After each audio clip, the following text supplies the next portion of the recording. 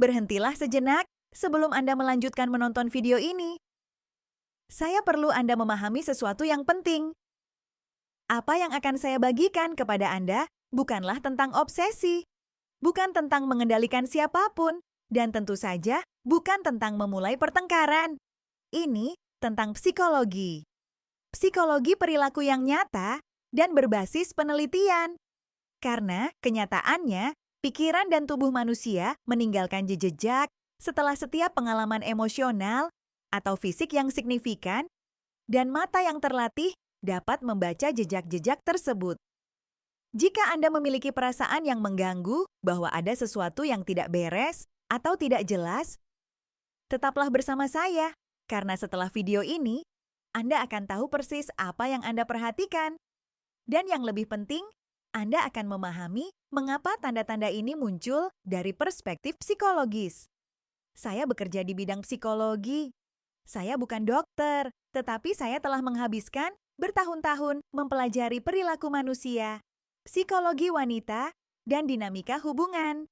Dan hari ini, saya akan membawa Anda dalam perjalanan melalui 5 tanda psikologis dan perilaku yang mungkin ditunjukkan seorang wanita setelah pengalaman fisik intim di luar hubungannya. Ini bukan penghakiman. Ini kesadaran dan pengetahuan selalu merupakan kekuatan.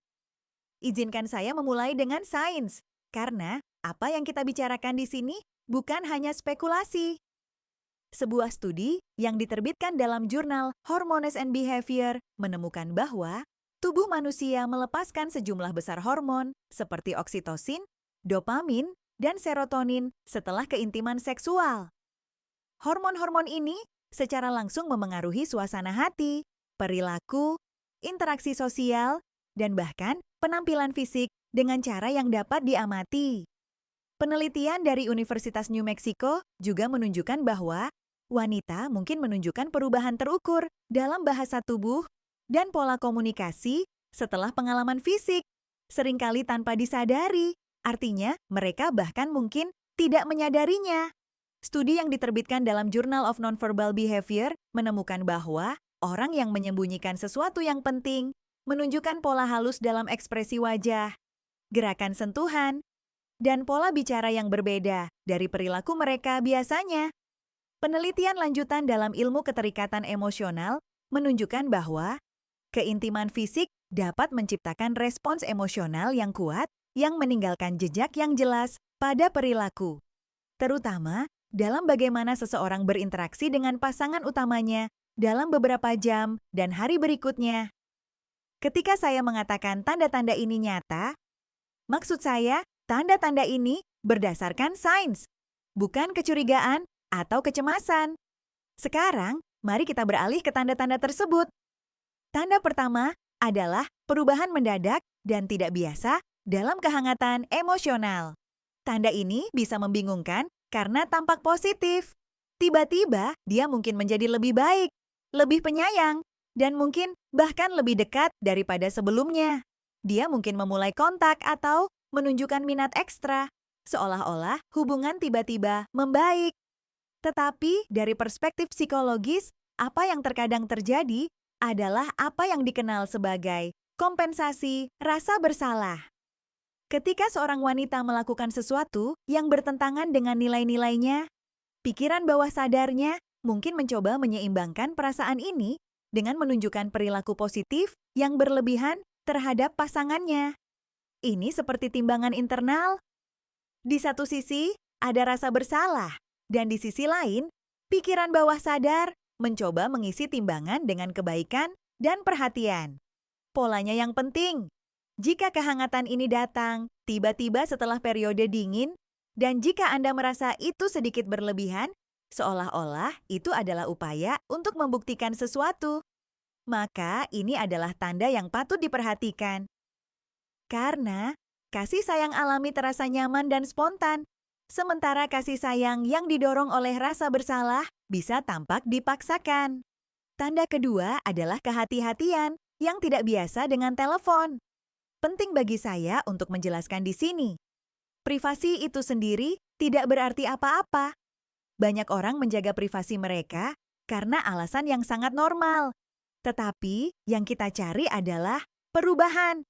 Jika dia biasanya menggunakan teleponnya secara normal di depan Anda, dan kemudian tiba-tiba mulai menyembunyikannya, membawanya kemana-mana, membalikannya, atau meninggalkan ruangan untuk menjawab panggilan.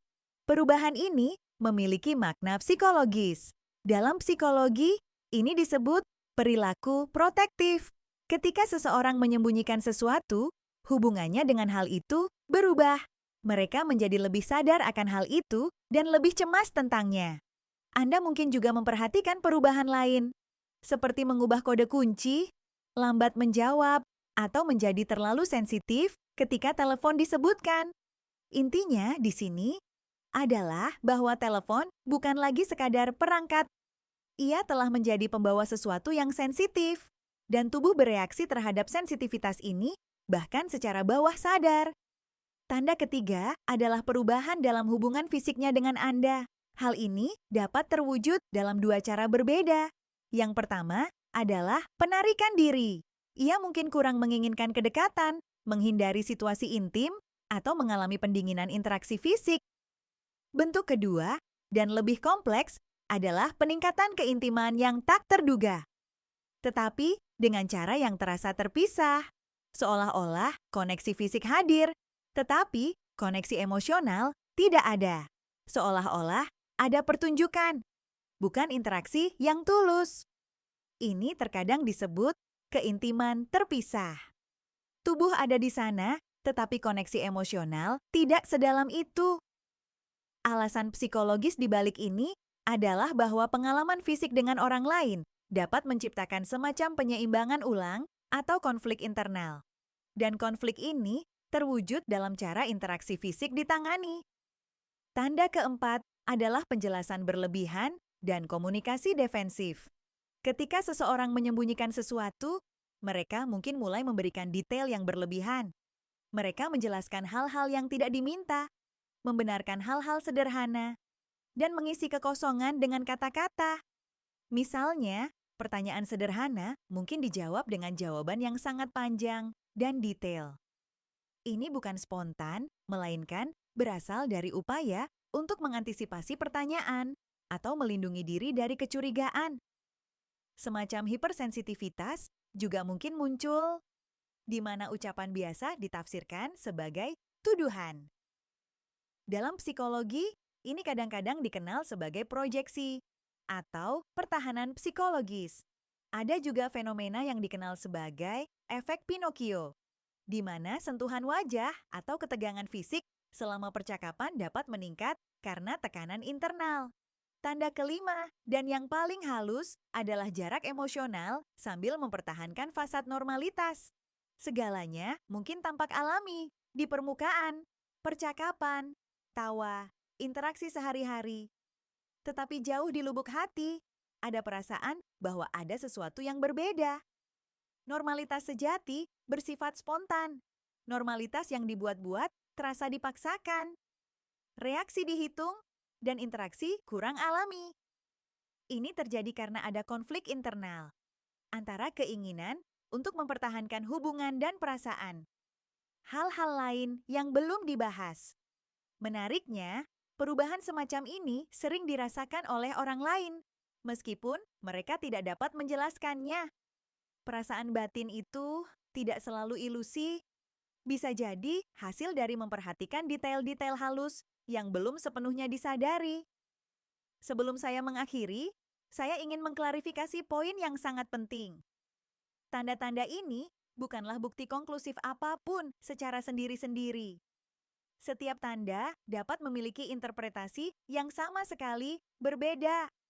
Stres, kelelahan, masalah pribadi, atau bahkan perubahan suasana hati yang normal. Yang penting adalah ketika tanda-tanda ini muncul bersamaan dan tampak sebagai perubahan yang jelas dari perilaku biasanya. Jika Anda merasa ada sesuatu dalam hubungan yang perlu diperhatikan, jangan gunakan informasi ini sebagai tuduhan, tetapi sebagai sarana untuk memahami, sebagai titik awal untuk dialog yang jujur. Karena terkadang apa yang tampak seperti perselingkuhan sebenarnya mungkin merupakan tanda dari ketidakharmonisan emosional yang lebih dalam. Dan ini adalah sesuatu yang dapat diatasi jika ada kesadaran dan kemauan. Pada akhirnya, kesadaran adalah awal dari segalanya. Dan jika video ini telah memberi Anda sesuatu yang nyata untuk direnungkan, itu sendiri merupakan langkah penting